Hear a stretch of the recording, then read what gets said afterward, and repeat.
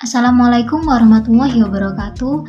Perkenalkan, nama saya Al-Fatihah Safitri, NIM 211105020056 dari kelas Ekonomi Syariah 2 akan mereview materi tentang konsep dasar ekonomi Islam yang disampaikan oleh Dr. Abdul Wadud Nafis LCMII, mata kuliah Ekonomi Makro Islam.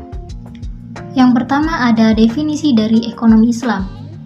Ekonomi Islam sendiri merupakan sebuah cabang ilmu yang membahas dan mempelajari tentang perilaku manusia dalam memenuhi kebutuhannya dan memuaskannya untuk mencapai falah berdasarkan pada prinsip-prinsip dan nilai-nilai Al-Quran, Sunnah, Ijma, dan Qiyas. Perbedaan antara ekonomi Islam, kapitalis, dan sosialis. Perbedaan yang pertama terletak pada sumbernya, yang mana ekonomi Islam bersumber dari Al-Quran, As-Sunnah, dan ijtihad para ulama.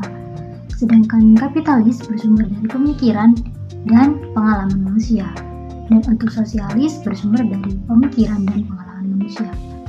Perbedaan yang kedua, untuk ekonomi Islam, kompetisi dikontrol syariat Islam, sedangkan kapitalis kompetisi usaha bebas dan melahirkan monopoli. Dan untuk sosialis, tidak terjadi mekanisme pasar dan tidak ada persaingan. Perbedaan yang ketiga, untuk ekonomi Islam, pengakuan kepemilikan individu dan umum secara nisbi. Untuk kapitalis, pengakuan kepemilikan individu secara bebas. Untuk sosialis, tidak mengakui kepemilikan individu semua alat produksi milik umum. Kemudian yang selanjutnya ada sumber hukum dari ekonomi Islam. Yang pertama Al-Quran, yang mana setiap masalah baik itu jual beli, akad utang piutang, akad mudharabah, dan lain sebagainya hanya berdasarkan, bersumber, dan berpijak pada Al-Quran. Yang kedua, sunnah atau hadis.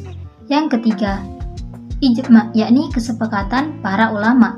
Yang keempat, qiyas, yakni menyamakan sesuatu yang tidak ada dalilnya kepada masalah yang ada dalilnya di dalam Al-Quran atau hadis, ataupun keduanya yang terdapat kesamaan. Yang selanjutnya yakni dasar-dasar dari ekonomi Islam. Yang pertama ada tauhid, yakni meyakini keesaan Allah.